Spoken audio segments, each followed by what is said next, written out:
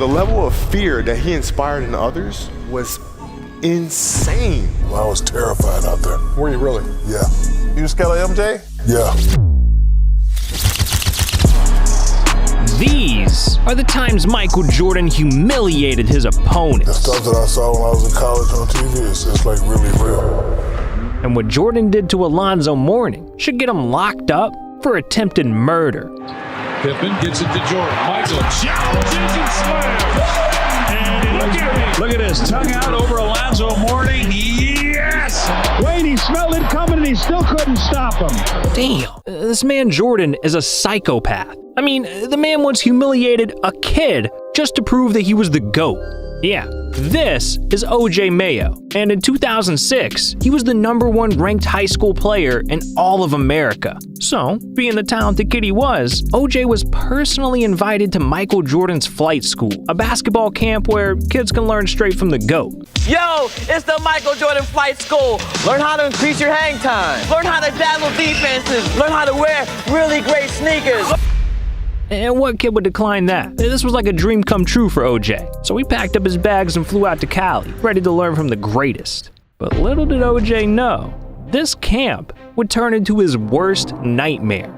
You know, I'm playing in my camp against O.J. Mayo. He was a top high school kid coming out. In front of my camp, he starts this thing about, you can't guard me, you can't do this. You know, I got my campers here, so I can't really go where I want to go because of my camp. And then he said, okay, now let me handle my business. And he looked me in my face and said that. I'm like, what you mean? So he said, I need all the campers, everybody to leave, let's clear the gym. From this point on, it's a lesson. And from that point on, it was a lesson. He never won a game. I posted him up, I did everything. Hit the famous fadeaway on me, and then he said, hey, young fella, let me tell you something. You may be the best high school player, but I'm the best player in the world. Jordan, the kid can't even drive yet. What the hell? But look, OJ got off easy compared to most NBA players, cause Michael Jordan has been humiliating the same NBA player for 40 years straight, and it all started back in college. It was March 29, 1982. Michael Jordan versus Patrick Ewing for the NCAA championship. And with MJ down 1, with just 17 seconds left, he gets the ball and makes history. Jordan's title-winning shot not only sent Ewing home, but it also marked the beginning of a lifetime of humiliation. Because once they both made it to the NBA, Jordan took every chance he could get to make Patrick Ewing his bitch. Monster blocks, screaming in his face, 5 straight playoff knockouts. 5. And to top it all off, in 1991, Jordan hit Ewing with one of the most embarrassing poster dunks in NBA history. In for the left, gets chased into the corner, comes right back. Down!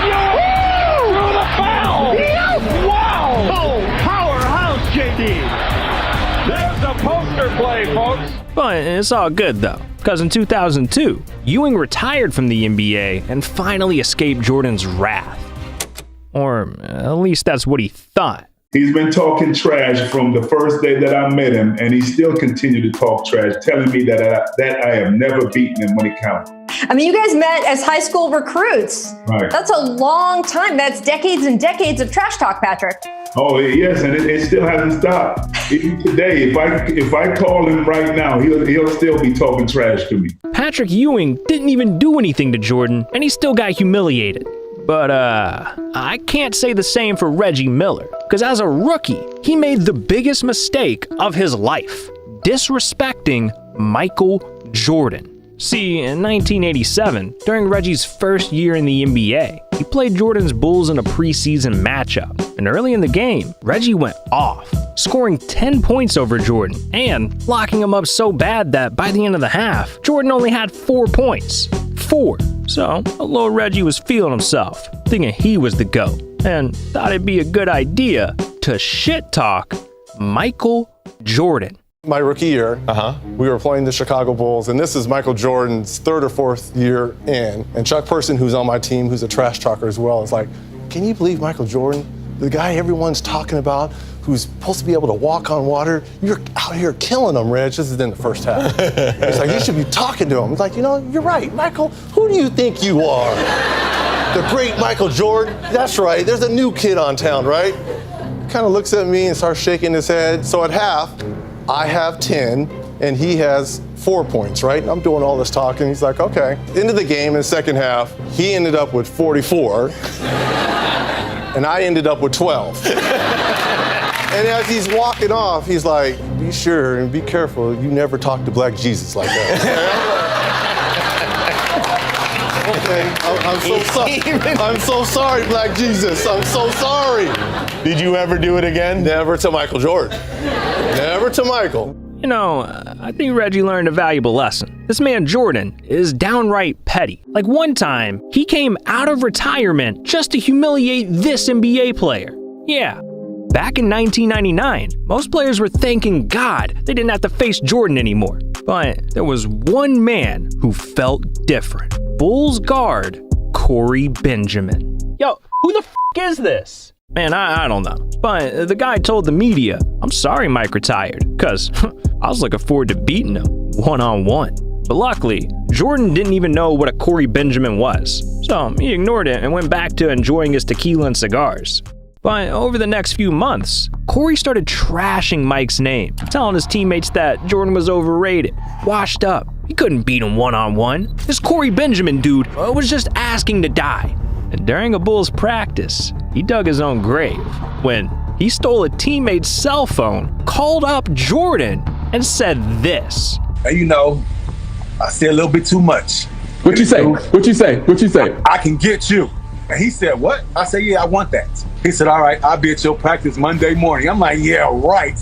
Man, we flew back to Chicago. We broke practice. Bulls on 3. Bulls.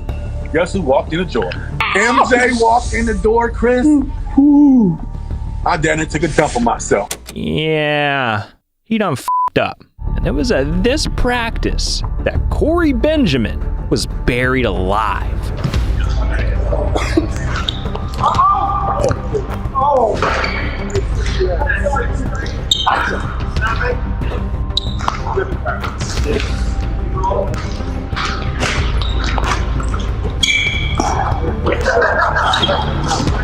You can't protect me.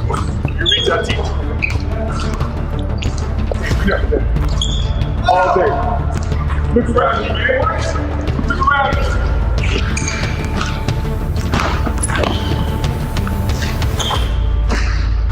Sit down. Don't call me out of time. This man Jordan is messed up in the head. He has no limit. I mean, he'll even humiliate the people he loves most. See, in the 90s, there was one player that Jordan did everything with, Charles Barkley. Yeah, the two were best friends, but in 1993, everything changed. Cause when they met in the NBA Finals, Jordan did something downright dirty. Right before Game 4, he invited Charles Barkley to a round of golf, where he gifted him $20,000 diamond earrings. And that sounds nice, but it was all a part of Jordan's secret plan to butter Charles up and f*** him. Because Jordan later told his assistant coach his true motive, saying, Charles won't get in my way the rest of the series. What's $20,000 to me? He thinks we're great friends. I hate that fat f***. Damn, that's evil. But hey, it worked. Because the very next game, Jordan humiliated Barkley in front of the whole world. It's a 7-second disparity between the shot clock and the game clock. Jordan, yes!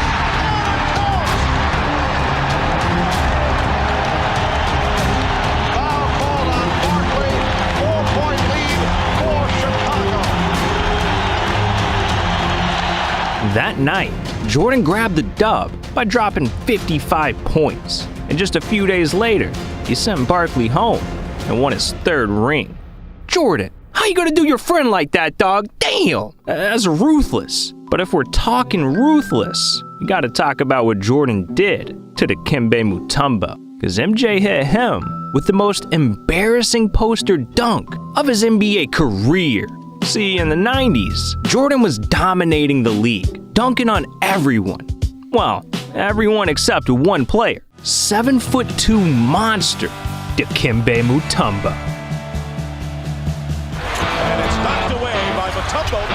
Running hook, blocked by Mutombo.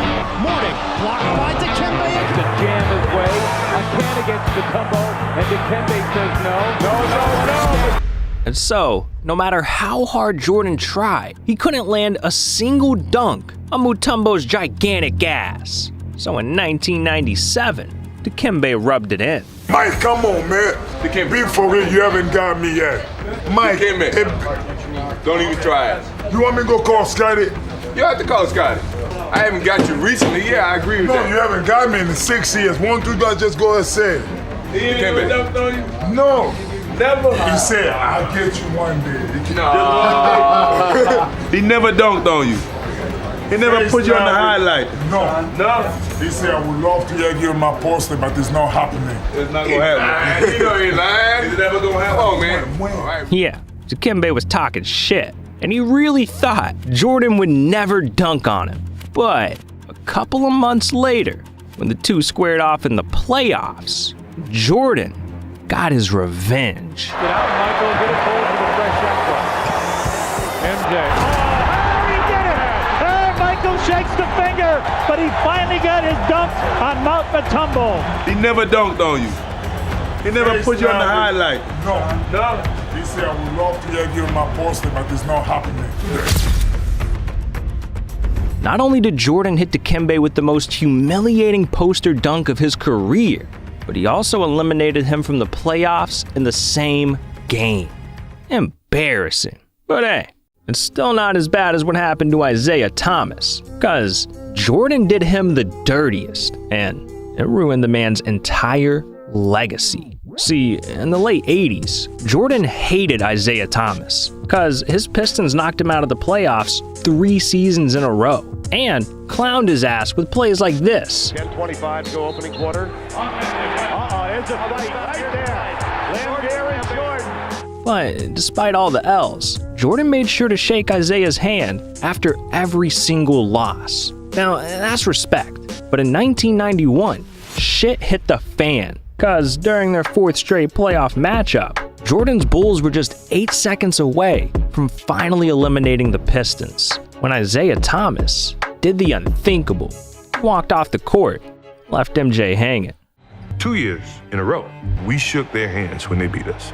There was a certain respect to the game that we paid to them. That's sportsmanship, no matter how much it hurts. And believe me, it fucking hurt. There's no way you can convince me he wasn't an asshole. You could see it in Jordan's eyes. He was furious. And from this point forward, Jordan knew that he wanted cold-blooded revenge. So over the next few months, Jordan started scheming until he came up with a devious plan.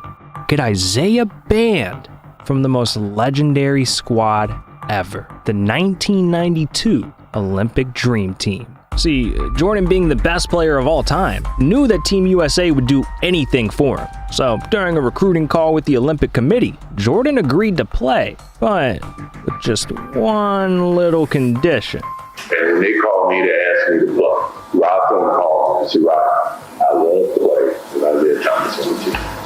Yeah, that was leaked audio proving Jordan got Isaiah banned from the Dream Team, costing him a gold medal and a place in basketball history, all over a handshake. And Isaiah still regrets it to this day. Looking back on it, should we had been bigger? Yeah. This man Jordan has humiliated everyone, but there's only one NBA player that's ever made him regret it. Kobe Bryant.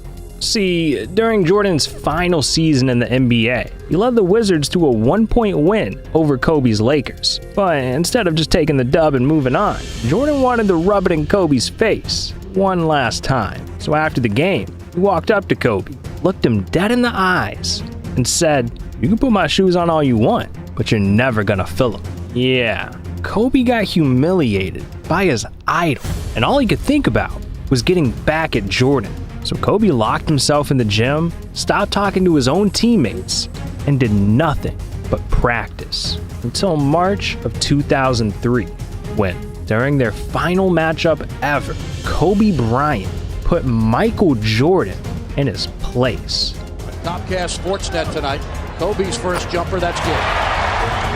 Long jumper, three-pointer, Kobe Bryant. He is unbelievable. As they trail now by one, here's his jumper, and that's the first lead of the night for Los Angeles.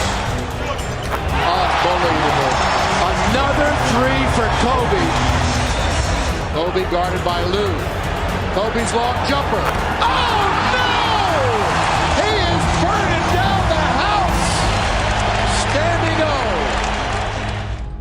That night, Kobe dropped 42 points in the first half alone. By the end of the night, he scored 55 on Jordan, marking this game as the passing of the torch from one GOAT to another.